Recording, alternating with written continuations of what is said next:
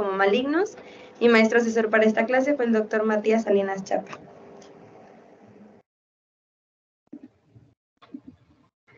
Bueno, el contenido de esta clase, pues empezaremos con una breve introducción, después un recuerdo anatómico, también bastante breve.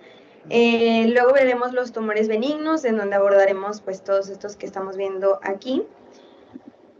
Y después veremos los tumores malignos, sobre todo el adenocarcinoma gástrico.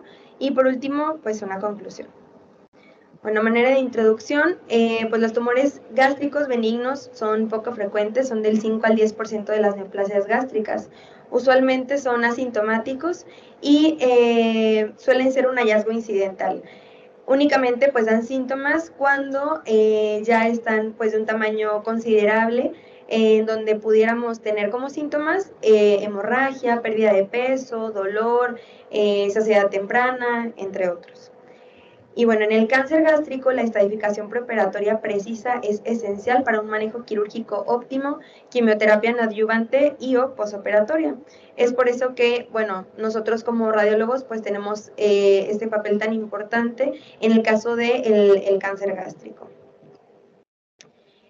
A pesar de que, pues, obviamente para la toma de la biopsia, la endoscopía como tal, pues es el estándar de oro, la tomografía computarizada, con su capacidad obviamente para hacer la reconstrucción multiplanar, nos va a ayudar para evaluar la profundidad del tumor, la enfermedad ganglionar y la metástasis. Entonces esto nos va a ayudar obviamente a la estadificación del cáncer gástrico.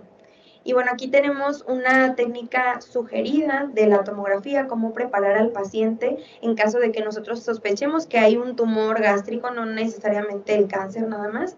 Entonces, hay diferentes maneras pues de preparar al paciente ante esta sospecha, pero una de las que recomendaba, uno de los artículos que revisamos para esta clase, pues es que el paciente esté en ayuno por lo menos 6 horas y que ingiera de 1000 a 1500 mililitros de agua. Pues también mencionaba que para hacer una hipotonía del estómago y que pues pudiéramos distenderlo un poquito más, pues 20 miligramos de escopolamina intravenosa. Sin embargo, pues bueno, al menos en nuestro centro no hacemos esto, pero pues es como una sugerencia dentro del artículo de revisión.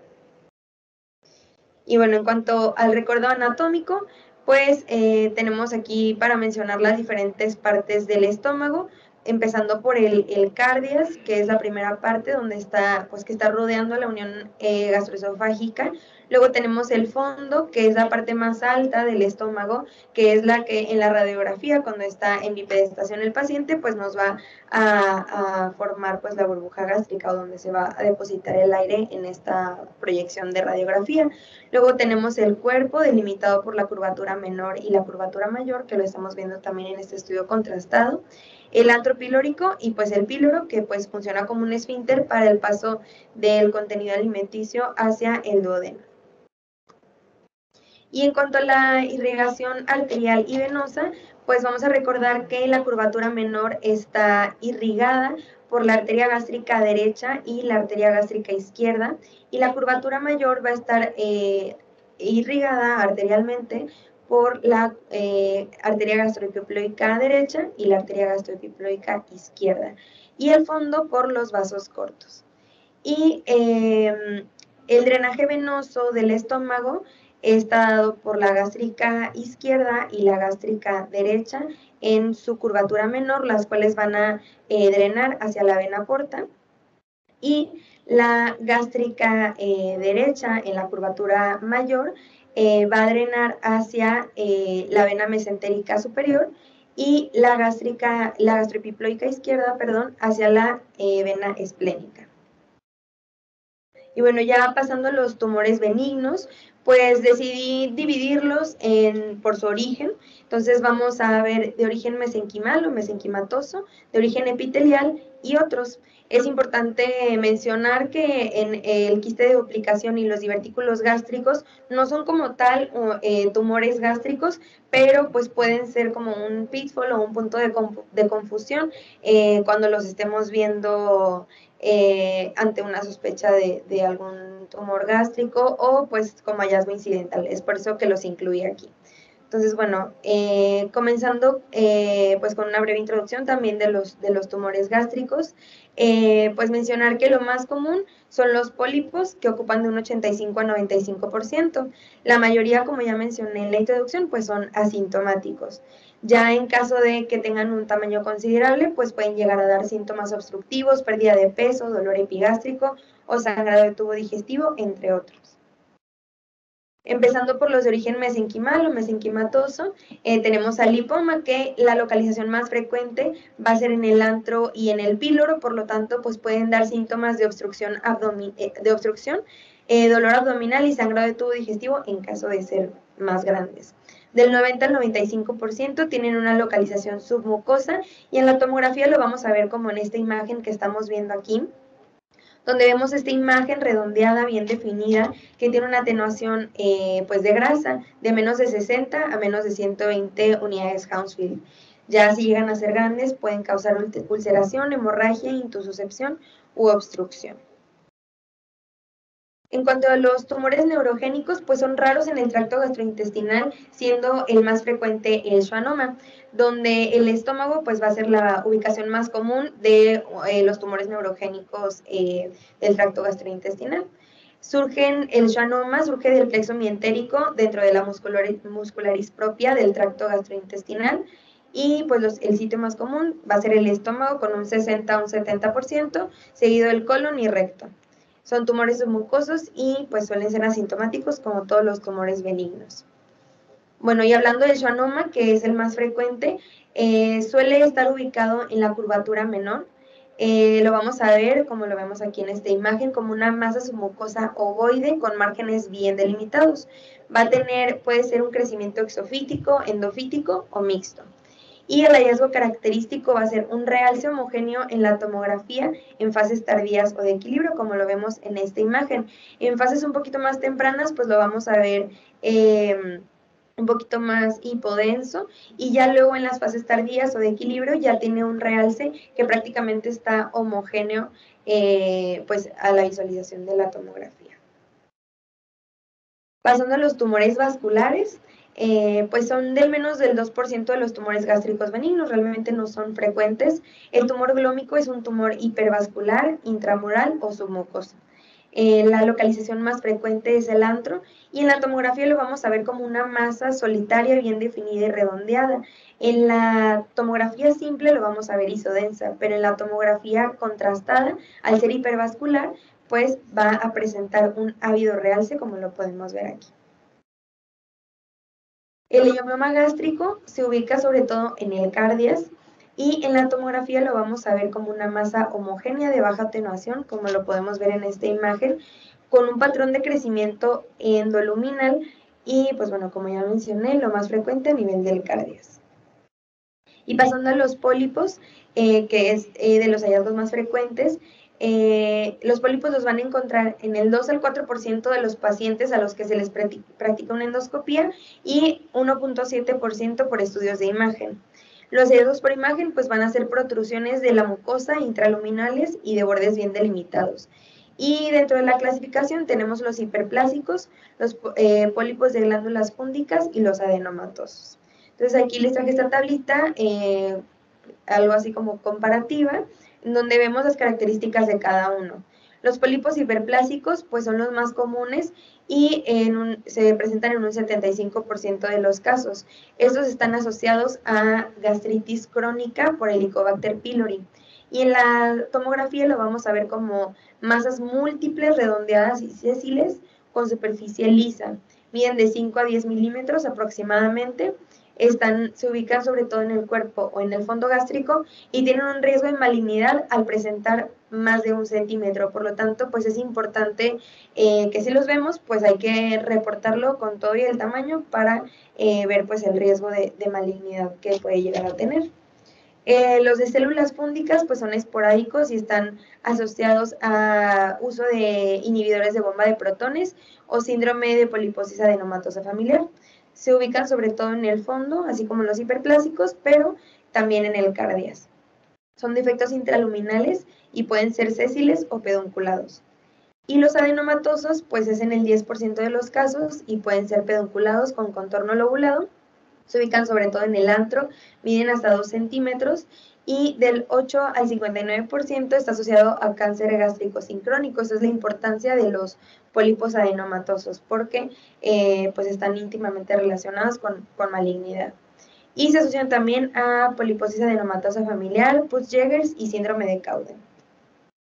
Bueno, los pólipos hiperplásicos, como ya los habíamos descrito, vemos esta tomografía en un corte axial, donde vemos múltiples masas pedunculadas, dependientes de la pared gástrica, que están hacia la luz del estómago.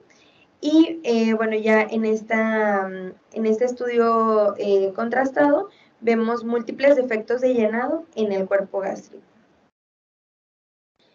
Los de células glandulares fúngicas, pues vemos también múltiples proyecciones endoluminales a nivel de la curvatura mayor del estómago, y a la endoscopía se confirmó pues que eran múltiples pólipos sésiles, y pues a la biopsia pues de células glandulares fúngicas. Y por último, el pólipo adenomatoso, vemos aquí en esta tomografía axial esta imagen que es pues única, que presenta realce a la administración del medio de contraste y el centro es hipodenso. Ya la toma de biopsia con la endoscopía pues se confirmó que era un pólipo adenomatoso. Bueno, y hablando de los quistes de duplicación gástrica, que como mencioné, pues no son per se tumores gástricos, pero se pueden llegar a confundir, pues son anomalías congénitas poco comunes, y en la tomografía, ¿cómo los vamos a ver y qué son sus características? Son imágenes pues redondeadas de pared delgada, con atenuación pues de líquido, va a ser una pared quística adyacente a la pared del estómago, como lo podemos ver en estas imágenes, y pudiera llegar a mostrar realce en una tomografía contrastada. Sin embargo, pues va a persistir muy similar en las diferentes fases. El divertículo gástrico, que es el mismo caso, no es como tal un tumor gástrico, pero hay que conocerlo porque nos pudiéramos llegar a confundir. Es un reservorio focal congénito o adquirido de la pared gástrica. Sobre todo se ubican en el fondo gástrico. Y en la tomografía lo vamos a ver como una colección sacular bien definida de líquido o gas, como lo podemos ver aquí, y esta va a comunicar con la cavidad gástrica. Así también lo podemos diferenciar del quiste gástrico, del quiste de duplicación gástrica, porque va a estar comunicando, y en algunas ocasiones también pudiera presentar gas, que pues un quiste no va a presentar eso. Y a la administración de contraste vía oral, pues va a presentar llenado, obviamente, porque está comunicando con la cavidad gástrica. Y ya por último, el GIST es el 40% de los tumores gástricos benignos. El 60 al 70% de los GIST ocurren en el estómago. Va a surgir de las células intersticiales de Cajal en la submucosa, y la importancia de estos es que son potencialmente malignos. Hasta el 30% de los GIST se pueden malignizar, por lo tanto, pues hay que tener especial atención con estos tumores. La tomografía pues se considera más útil que la endoscopía para evaluar el tamaño y la extensión del tumor, teniendo en cuenta que el GIST puede ser extraluminal, intraluminal o ambos. Y pues aquí la característica por tomografía pueden ser pequeños o pueden ser grandes. Lo más frecuente es que sean tumores grandes, pero si los encontramos pequeños, pues las características van a ser que va a ser una masa de tejido blando bien definida y homogénea, como lo podemos ver aquí. Realmente pues no está de tan gran tamaño. Y los grandes pues van a tener márgenes lobulados, suelen ser irregulares, con necrosis, hemorragia o ulceración. Entonces, bueno, aquí tenemos esta imagen de un GIST, donde vemos pues este defecto que es tanto extraluminal como endoluminal en ambos cortes de tomografía. Es el mismo paciente, y que está dependiendo del fondo gástrico. Luego aquí tenemos otro donde ya es un poquito más característico, ya que los GIST pues suelen tener áreas de necrosis, hemorragia y ulceración, y como podemos ver aquí tenemos esta imagen en un corte axial, donde vemos que dependiendo del fondo gástrico tenemos esta imagen que está exofítica, que está presentando realce, y también tiene algunas áreas hipodensas centrales que corresponden obviamente a necrosis. Por lo tanto, pues la sospecha principal en este caso pues debería de ser un GIST. Y bueno, ya pasando a los tumores malignos, pues el adenocarcinoma ocupa el 95% de los tumores gástricos malignos. Tenemos de tipo intestinal o bien diferenciado, donde vamos a subclasificarlo en papilar, tubular o mucinoso. Tenemos el tipo difuso también y el mixto. Y otros son el carcinoma de células escamosas, el carcinoma adenoescamoso, el medular y el linfoma. Hablaremos sobre todo del adenocarcinoma gástrico y del linfoma. Empezaremos con el adenocarcinoma gástrico, que ya comentamos que es el tumor maligno del estómago más común, así en un 95%. Es la cuarta causa de cáncer más común y la segunda causa de muerte por cáncer. Es por eso pues la gran importancia de repasar este tema. Y pues bueno, la incidencia es de 7.5 en 100,000 casos y la edad de diagnóstico es alrededor de los 68 años. Los factores de riesgo pues son la infección por Helicobacter pylori, la gastritis atrófica, edad avanzada, dieta rica en alimentos ahumados o ricos en sal, la metaplasia intestinal y la anemia perniciosa. Patologías relacionadas, que obviamente pues también son factores de riesgo, son la gastritis crónica atrófica, la anemia perniciosa, los pólipos adenomatosos gástricos, que ya repasamos, y la enfermedad de Menetrier, que es la gastritis hipertrófica gigante. ¿Cuáles van a ser los síntomas? Pues va a ser saciedad temprana, náuseas, vómitos, dispepsia, anorexia y pérdida de peso. Y bueno, se clasifica en avanzado y temprano. Para subclasificarlos, ahorita vamos a ver una imagen un poquito más representativa, pero el temprano avanza únicamente hacia la mucosa o hasta la submucosa. Y ya de ahí para adelante lo vamos a clasificar en avanzado, donde vamos a revisar la clasificación de Borman. Y bueno, aquí tenemos esta ilustración donde vemos que el cáncer gástrico temprano avanza hasta la submucosa únicamente. Aquí tenemos la mucosa tanto superficial como profunda y hasta la submucosa lo vamos a clasificar como un temprano y sería un T1. Ya a partir de ahí, pues lo vamos a clasificar como un cáncer gástrico avanzado, donde pues a partir de ahí ya vemos un T2, T3 y un T4 cuando ya llega hasta un órgano adyacente. Entonces, pues bueno, la importancia de esto pues es clasificarlo y darle la estadificación. En cuanto a la clasificación de Borman para el cáncer gástrico avanzado, tenemos el tipo 1, que es una lesión polipoide, el tipo 2, que es una lesión ulcerada con bordes sobresalientes y delimitados, la tipo 3 es una lesión ulcerada con bordes infiltrantes, y por último la tipo 4 es una lesión difusa e infiltrante, que pues prácticamente es una linitis plástica. Las rutas de diseminación, que igual más adelante vamos a ver algunos ejemplos por imagen, es la vía peritoneal a través del omento, ligamento gastrocólico, gastrohepático y gastroesplénico, la vía linfática, pues que serán adenopatías perigástricas y gastrohepáticas, y la hematógena suele ser pues hacia el hígado, que se puede manifestar con calcificaciones puntiformes, el tumor de Krukenberg, que se va hacia el ovario, el nódulo de Virchow o Virchow, que es la adenopatía supraclavicular izquierda, también tenemos el nódulo de Hermann-María José, etc. Entonces, bueno, la detección, pues ya sabemos que la endoscopía pues es el método más sensible y específico, y el de elección pues por la accesibilidad que nos da para la toma de biopsia, y pues obviamente visualizar directamente la mucosa, la localización, la extensión o el involucro mucoso también.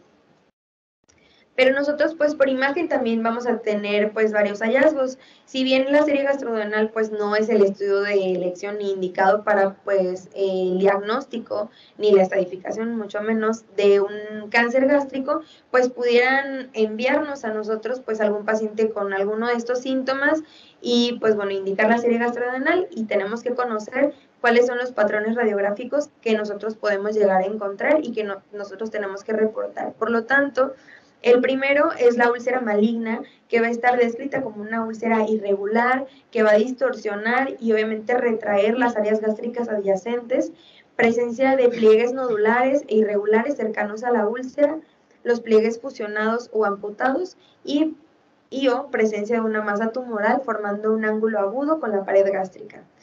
También el segundo patrón radiográfico que vamos a encontrar es el engrosamiento polipoide o nodular de la pared gástrica.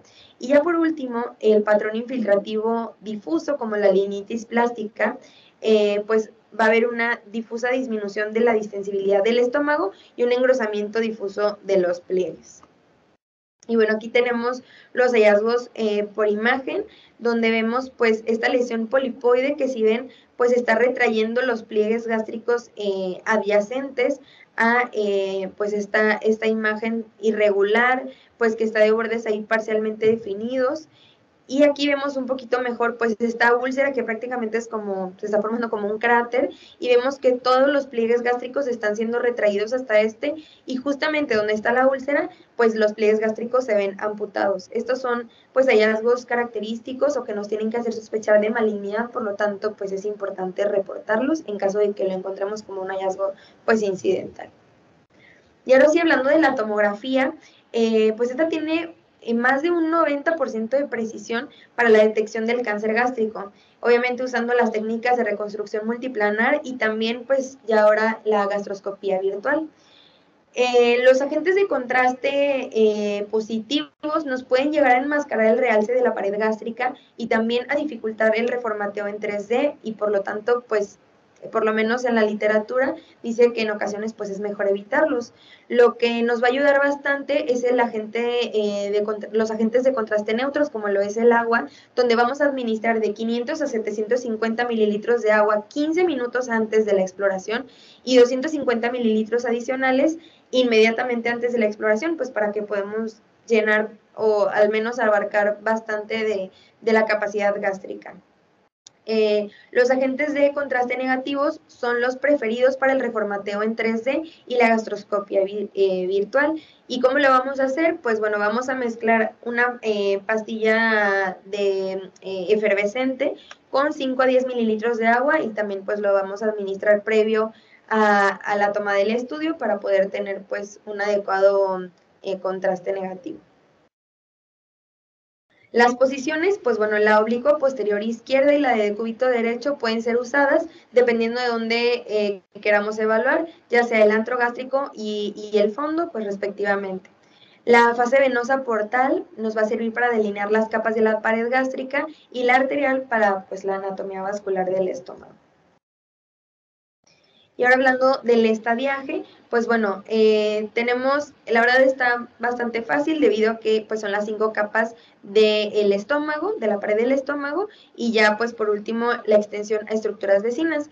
El T1A es solamente a la mucosa, T1B hacia la submucosa, T2 a la muscular propia, luego T3 subserosa, T4A serosa, y ya si se extiende hacia estructuras vecinas es un T4B, y pues aquí tenemos las 5 capas y pues los test que vamos a estar viendo. Ya hablando de los nódulos linfáticos regionales, que ahorita vamos a ver los diferentes niveles, pues bueno, empezando con el N0, donde pues no se ha diseminado, N1 es de 1 a 2 ganglios, N2 es de 3 a 6, N3 se divide en A, que es de 7 a 15, y en B, cuando ya se diseminó a más de 16 ganglios.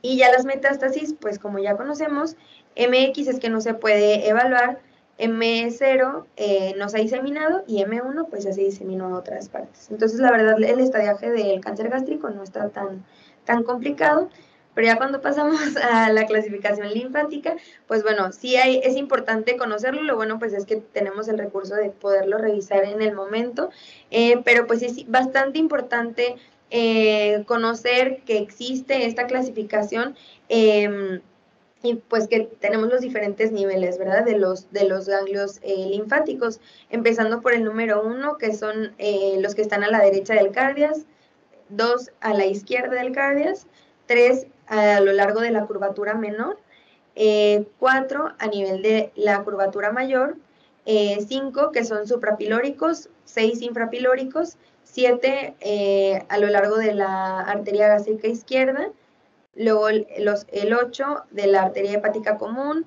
9 del axis celíaco, el 10 a nivel del hilo esplénico, y bueno, etcétera, ¿verdad? Esto ya lo podemos revisar pues cada uno, pero es importante pues obviamente ponerlo en nuestro reporte porque también nos va a ayudar pues a la estadificación del cáncer gástrico.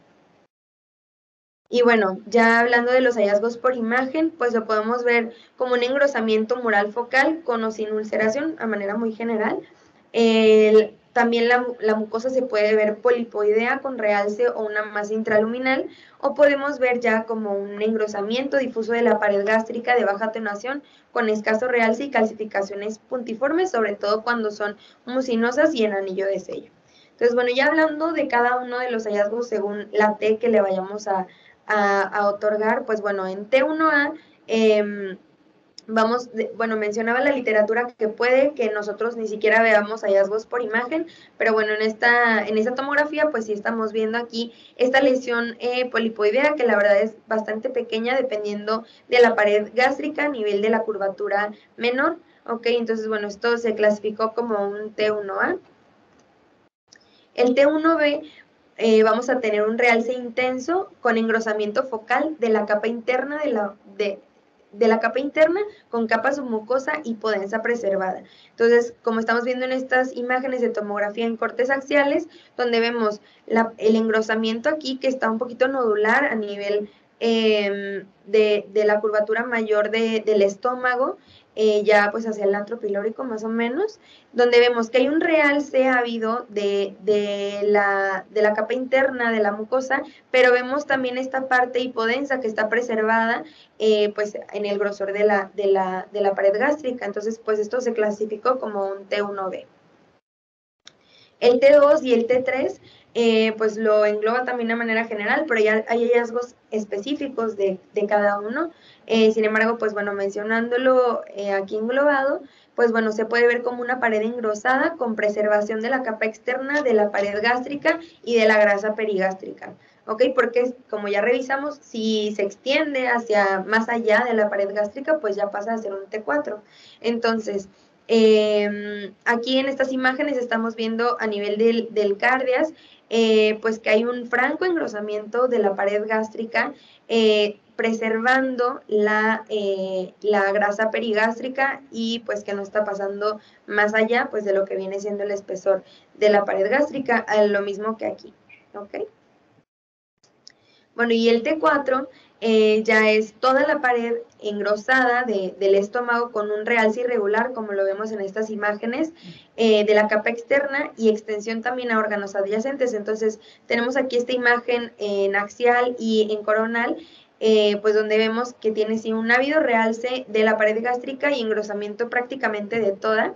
Y en esta imagen en coronal vemos que la cola del páncreas también ya está siendo invadida por este tumor gástrico. Entonces, pues esto ya se clasifica como un T4.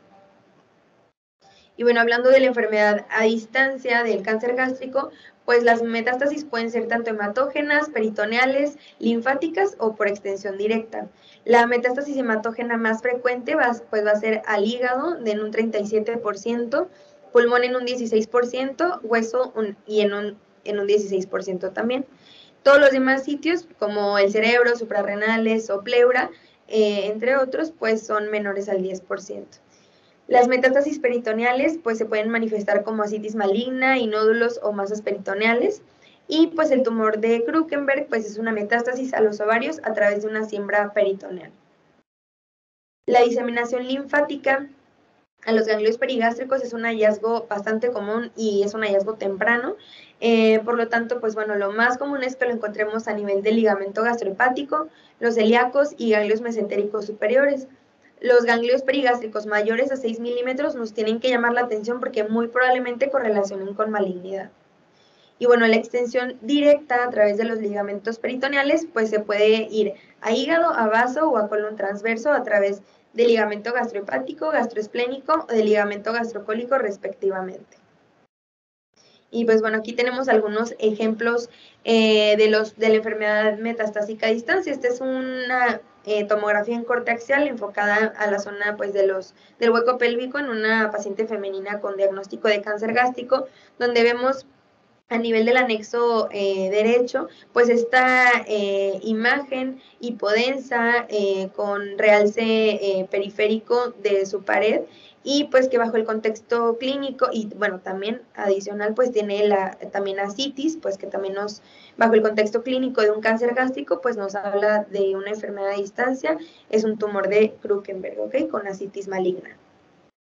Luego aquí también tenemos esta imagen en un corte axial a nivel pues ya del estómago, donde vemos este engrosamiento franco de la pared gástrica a nivel de la curvatura menor, donde vemos un realce, como ya habíamos hablado, y la pared pues también hipodensa, ¿ok?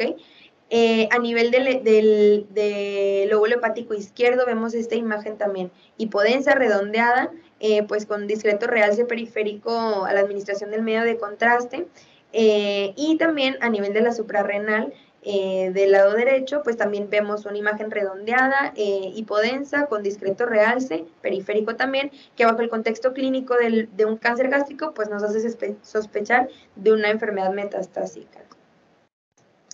Este otro ejemplo, pues también tenemos el engrosamiento franco de la pared gástrica en relación a un cáncer gástrico, y vemos estos múltiples ganglios linfáticos que, si bien no están medidos, pues se ven aumentados de tamaño, por lo menos más de 6 milímetros, y pues están a nivel de adyacentes a la pared gástrica. Y como ya he mencionado, pues este es un hallazgo bastante común y temprano, por lo tanto, pues bajo el contexto clínico también nos hace pensar en una enfermedad a distancia, pues de tipo linfático, ¿verdad? Y pues bueno, también aquí tenemos otro ejemplo, lo mismo, vemos el franco cáncer gástrico, y a nivel del hígado tenemos esta lesión hipodensa, irregular, pues de gran tamaño, que está a nivel pues del lóbulo hepático derecho, y pues bueno, esto nos hace pensar también en una enfermedad metastásica. Y bueno, por último, estos dos ejemplos del famoso nódulo de Virchow, donde vemos pues que es una adenopatía, un ganglio linfático por enfermedad metastásica a distancias de localización supraclavicular, donde pues vemos que tiene también realce periférico y un centro hipodenso. Bajo el contexto clínico, pues también nos hace pensar en enfermedad a distancia.